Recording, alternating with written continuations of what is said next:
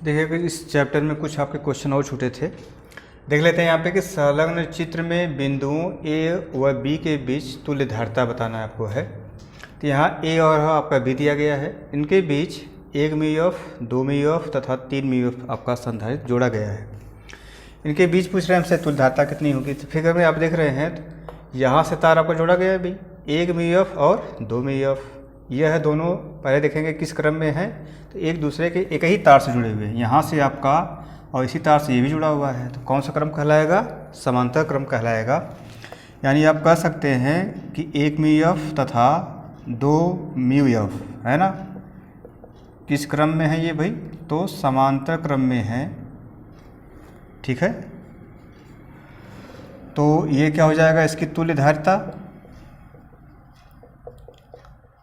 तुल्य धारिता क्या हो जाएगा? C इक्वल टू, यहाँ सूत्र होता है C1 प्लस C2, ठीक है। तो हो जाएगा C इक्वल टू 1 प्लस 2 कितना? तो 3 हो जाएगा, 3 म्यूएफ। अब देखिएगा जब इसको आप जोड़ देंगे तो ये आपका इस क्रम में हो जाएगा, यानी आपका 3 म्यूएफ हो गया, क्योंकि इसको आपने जोड़ दिया दोनों को। ये आगे वाला तार से इसी, अब यहाँ से ये आपका बचा हुआ है, तो ये आपका हो जाएगा 3 म्यूएफ, ठीक ना। अब आपसे पूछा जाए कि 3 म्यूएफ और 3 म्यूएफ किस क्रम में है, तो आप बोलेंगे कि 3 म्यूएफ तथा 3 म्यूएफ किस क्रम में है? तो श्रेणी क्रम में है, ठीक है। तो श्रेणी क्रम में क्या होता है? 1/c equal to 1/c1 plus 1/c2 सूत्र होता है। हो जाएगा 1/3 प्लस 1/3, कितना मिला हो जाएगा भाई? 2/3 हो जाएगा 1/c। जब c को ऊपर ले जाएंगे तो ये भी ऊपर चला जाएगा, अर्थात 3/2 हो जाएगा। ऐसे भी हल कर सकते हैं। अगर नहीं समझ में बात आती है तो 3 मल्टीप्लाई कर दीजिएगा, 2c इक्वल टू हो जाएगा 3 या c इक्वल टू 3/2 ना, कितना? तो म्यूएफ। इस प्रकार से इसका a व b के बीच लिख देंगे कि अतः a व b के बीच ना तुल्य धारिता कितना? 3/2 म्यूएफ हो जाएगा। ये आपका आंसर हो जाएगा। नेक्स्ट क्वेश्चन देखते हैं। इसमें देखिएगा दिया गया है कि संलग्न चित्र में बिंदुओं ए व बी के बीच तुल्य धारिता आपको बताना है। यहाँ भी देख रहे होंगे 2 म्यूएफ है और 2 म्यूएफ यहाँ पे दिया गया है, 3 म्यूएफ है। अगर तार का सिस्टम देखा जाए तो इसी तार से पहले आप देखेंगे तो ये 2 म्यूएफ और ये 2 म्यूएफ, तो किस क्रम में आपको दिख रहे हैं? ये श्रेणी क्रम में दिख रहे हैं, ठीक ना। पहले इनको हम जोड़ लेते हैं, तो हो जाएगा आपका क्या कि 2 म्यूएफ तथा 2 म्यूएफ किस क्रम में है भाई? तो यह किस क्रम में है? श्रेणी क्रम में है। तो श्रेणी क्रम में है,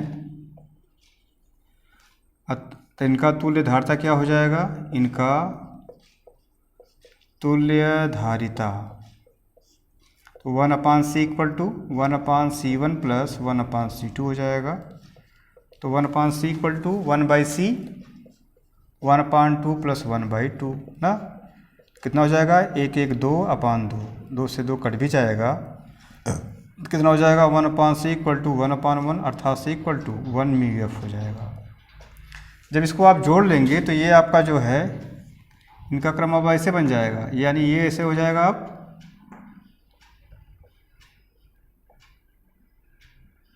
देख रहे हैं ए और बी, यानी यह कितना हो गया? अब 1 म्यूएफ हो गया और यह 3 म्यूएफ। अब ये किस क्रम में कहलाएंगे? एक तार के द्वारा ही जुड़े हुए हैं, तो 1 म्यूएफ तथा 3 म्यूएफ किस क्रम में है भाई? तो समांतर क्रम में है। अतः इनकी तुल्य धारिता तो c इक्वल टू क्या हो जाएगा? C1 प्लस C2, क्या हो जाएगा भाई? 1 प्लस 3 इक्वल टू कितना? 4 म्यूएफ। तो ए व बी के बीच तुल्य धारिता कितनी निकल जाएगी? 4 म्यूएफ, ठीक है ना। अब देख लेते हैं नेक्स्ट क्वेश्चन।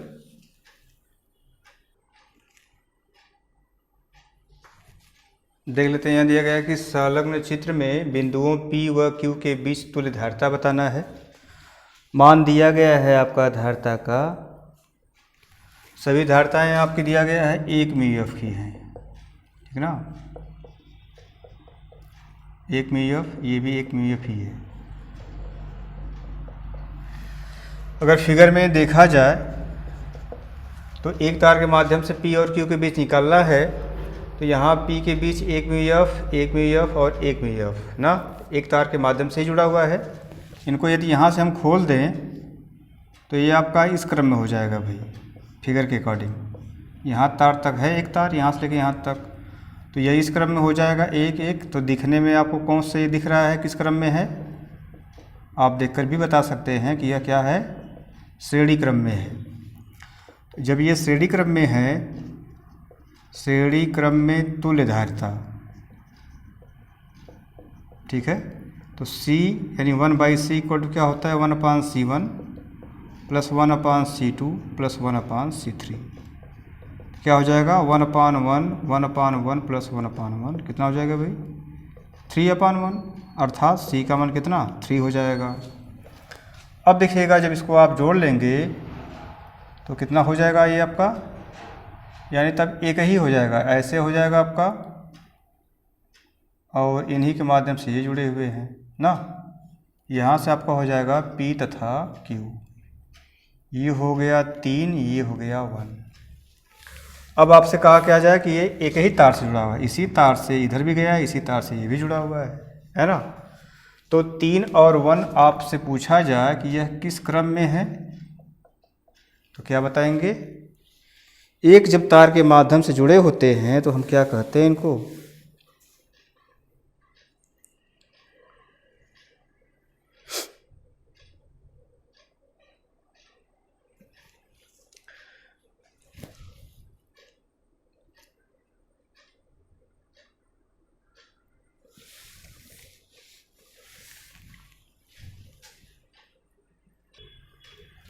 देख लीजिएगा।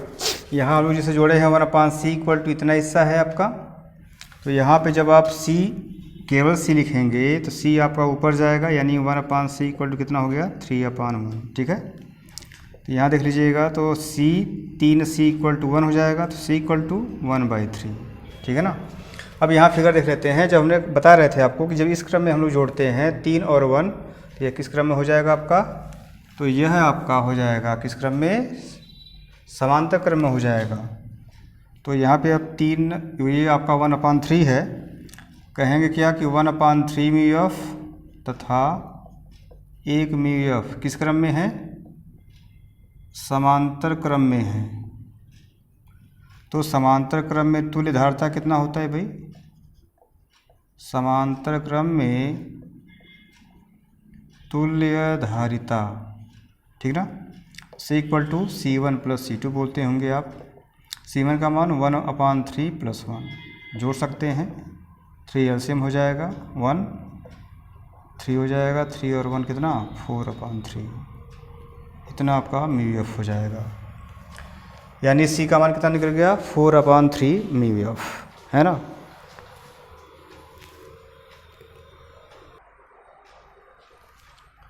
नेक्स्ट क्वेश्चन देख लेते हैं। यहाँ पर दिया गया है 100 μF धारिता वाले संधारित्र को 100 वोल्ट तक आवेशित करने पर संचित ऊर्जा बताइए। छोटा क्वेश्चन देख लेते हैं, 1 नंबर के लायक है ये।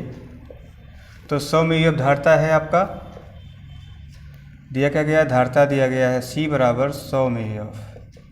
तो μF को हम लोग फैराड में चेंज कर देते हैं, 10 के पावर -6 से मल्टीप्लाई करेंगे, फैराड हो जाएगा μF में, μF से फैराड के रूप में हो जाएगा।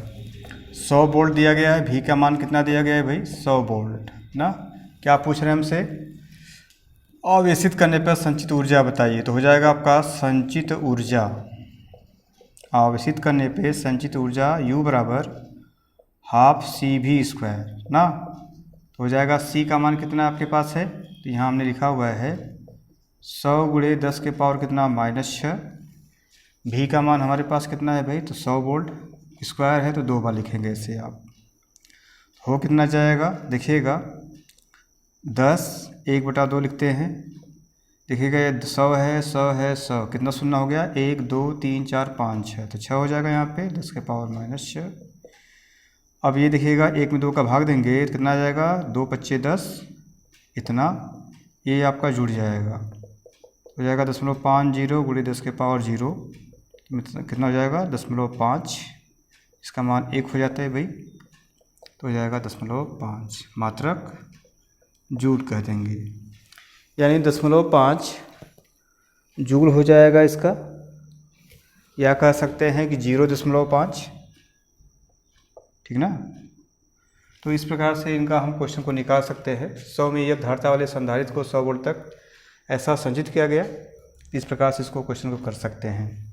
हमने आपको मैक्सिमम क्वेश्चन करने का प्रयास किया पिछले वीडियो में तथा इस वीडियो में, और ऑफलाइन में भी आप लोगों को पढ़ा, तो काफ़ी क्वेश्चन हमने आपको बता दिया है। इस प्रकार से आगे क्वेश्चन आप सेल्फ कुछ भी कर सकते हैं, बहुत से क्वेश्चन आपको मिलते रहेंगे, प्रैक्टिस बराबर करते रहेंगे। उम्मीद है कि ये आपको समझ में आया होगा। फिर मिलते हैं नेक्स्ट वीडियो में, धन्यवाद।